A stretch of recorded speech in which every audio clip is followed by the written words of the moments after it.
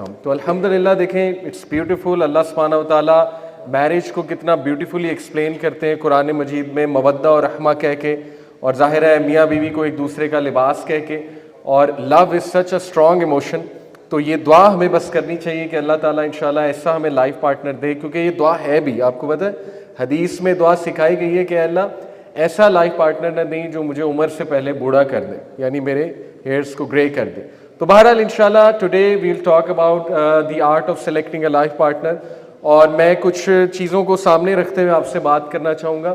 थोड़ा सा टाइम ज़्यादा मुझे चाहिए था आइडियली, बट इंशाल्लाह सबसे पहले कॉग्निटिव पर्सपेक्टिव से मैं बात आपसे करना चाहूँगा। कॉग्निटिव पर्सपेक्टिव मीन्स के जो माइंड सेट्स हैं, देखिए इस वक्त 21वीं सदी में बहुत से इज़म्स और स्किज़म्स चल रहे हैं।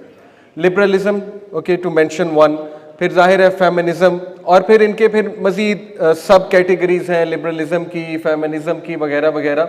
और opinions, this is the age of opinions, so many opinions coming कि ना यूथ थोड़ी कन्फ्यूजन का शिकार है। एक तरफ से बहुत लिबरल ओपिनियंस आ रहे हैं, ठीक है ना, एक तरफ से बहुत वेस्टर्न एम्पावर्ड एक विजन दिया जा रहा है, दूसरी तरफ से थोड़ा कंजर्वेटिव्स भी बात कर रहे हैं, ठीक है ना। तो हमारी यूथ थोड़ा सा स्टक है कि व्हाट एग्जैक्टली इज मैरिज, और रोल क्या है, जेंडर रोल्स असल में है क्या।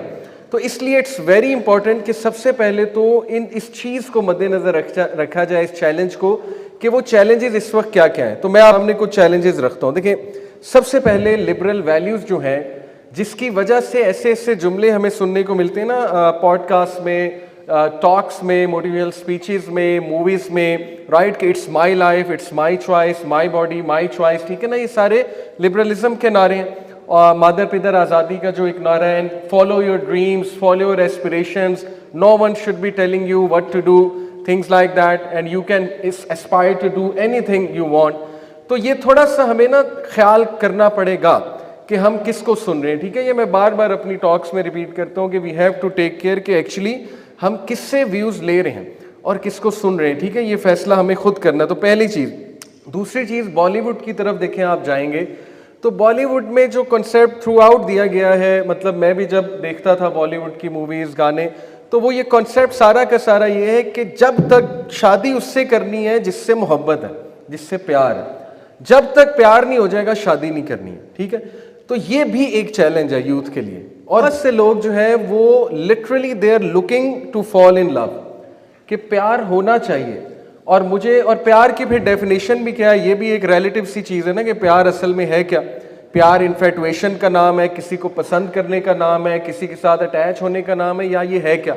लेकिन बहरहाल इसमें भी बैलेंस क्रिएट करने की बहुत ज़रूरत है कि व्हाट इज़ मेंट बाय कि मुझे कोई पसंद आना चाहिए, ठीक है। क्योंकि हो सकता है आपको कोई पसंद आ रहा है। अब देखें ना, बहुत से लोग किसी को पसंद करेंगे तो रिलेशन तो चलाना पड़ेगा, उसके बगैर तो मुश्किल है पसंद करना। तो ये भी एक शैतानी ट्रैप ही मैं कहूँगा, बिकॉज ड्यूरिंग द डेटिंग, जब आप डेटिंग करेंगे या रिलेशन चलाएंगे तो कोई पागल ही होगा जो अपनी वीकनेसेस सामने लाएगा। क्या ख्याल है?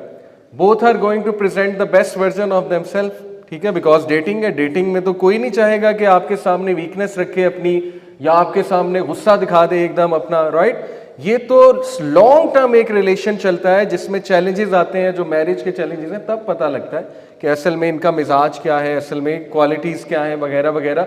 तो ये भी थोड़ा सा बैलेंस क्रिएट करना पड़ेगा। अदरवाइज देखें, अगर हमने यही सोच लिया ना कि पहले प्यार होगा तो शादी होगी, इस तरह तो 99% लोगों की शादियाँ नहीं होगी। हर एक को प्यार हो जाए, और ये भी ज़रूरी नहीं है कि जिससे प्यार हो जाए उससे शादी हो जाए, ठीक है ना। ये तो अल्लाह सुब्हानहू व तआला के फैसले। तो बहरहाल ये एक चीज़। तीसरी जो चीज़ है उसको हम कहेंगे सिलेक्शन बायस। कॉग्निटिव साइकोलॉजी में हम कुछ बायसेस पढ़ते हैं कि ह्यूमन बींग्स के सामने ना कुछ बायसेस आते हैं जो उन्हें ट्रुथ तक पहुंचने में रुकावट होती है। सिलेक्शन बायस क्या है? देखिए, सिलेक्शन बायस ये है कि अपने मतलब की इंफॉर्मेशन उठा लेना। अभी होता ऐसे ही है। देखें, आपने 1 घंटे की टॉक सुनी, मतलब मैं विदाउट टारगेटिंग एनी वन, लेकिन any specific gender, but to be honest, मर्द क्या करेंगे, वो अपने मतलब की हदीस ले लेंगे, औरतें क्या करेंगी, वो अपने मतलब की ले लेंगे, ठीक है ना। यानी लेक्चर पूरा एक वो था कंपोजिट लेक्चर, उसमें मुख्तलिफ बातें हुई हैं, लेकिन हर बंदा सिलेक्शन बायस की वजह से सिलेक्ट कर रहा है कि हाँ ये बात असल में इन्होंने ठीक की और ये मेरे मतलब की बात है। तो ये भी अल्लाह से दुआ करें कि अल्लाह मुझे हिकमत दे। मुझे जो है वो सिलेक्शन बायस से बचा, और मुझे फरासत दे, मुझे विजडम दे, ताकि मैं चीज़ों को ओपनली देख सकूं। और इसकी बेस्ट दुआ आपको पता है कौन सी है? मूसा अलैहिस्सलाम ने दुआ की थी, रब्बी शुरहली सदरी, कि अल्लाह मेरा सीना खोल दे। सीना खोलने का मतलब ये है कि मुझे चीज़ें नज़र आने लग जाएं, ठीक है ना। और ये जो मेरे बाइसेस हैं, जो टू बी ऑनेस्ट मेरे कंट्रोल में नहीं है, इनको ज़रा जो है ना वो मैं कंट्रोल करने की कोशिश करूँ अल्लाह सुब्हानहू व तआला के फजल से। फॉर एग्जांपल देखें, सिलेक्शन बाइसेस में मैं आपको टू बी ऑनेस्ट एक सच्चा वाक़या सुनाता हूँ कि एक ब्रदर हैं, वो हमारे पास आके बड़ा रोए और बड़ी उन्होंने शिकायत की कि यार वो फलाने स्पीकर हैं, उन्होंने ये एक बात कर दी, उसके बाद से बस वो दिन और आज का दिन मेरी शादी जो है ना वो ख़राब हो गई है और मेरे नाक में दम हुआ है। टू बी ऑनेस्ट, ये उनके अल्फाज कोट अनकोट मैं आपको कर रहा हूँ। उन्होंने कहा कि वो एक स्पीकर ने कहा कि आप अपनी वाइफ से 3 सवाल पूछें, या आप अपने हस्बैंड से, वाइफ्स को कहा आप अपने हस्बैंड से 3 सवाल पूछें, अगर वो इसका आंसर कर देता है तो he loves you, otherwise not. तो वो कहते हैं कि वो उन्होंने मुझसे पूछे, वो एक शायद मैं आंसर नहीं कर पाया, वो यही थे ना कि व्हाट्स माय फेवरेट कलर, तो वो बेचारा नहीं आंसर कर पाया। तो वो उन्होंने फ़ौरन ये ओपिनियन फॉर्म कर लिया कि बस ख़त्म, ये this person doesn't love me. इस तरह मैं एक क्लिप इंस्टा पे देख रहा था, वो कोई वेस्टर्न ट्रेनर थे, वो कहते हैं कि अगर तुम्हारा हस्बैंड तुम्हारे से अपने पासवर्ड शेयर नहीं करता तो ये रेड फ्लैग है। अब देखें ना, ये इनकम्प्लीट इंफॉर्मेशन है, ठीक है ना। और ये क्या मतलब क्या है इस बात का? यानी वेयर इज़ द पर्सपेक्टिव के पर्सनैलिटीज़ भी तो भाई कोई चीज़ होती ना, कुछ लोग इंट्रोवर्ट होते हैं, कुछ लोग एक्सट्रोवर्ट होते हैं।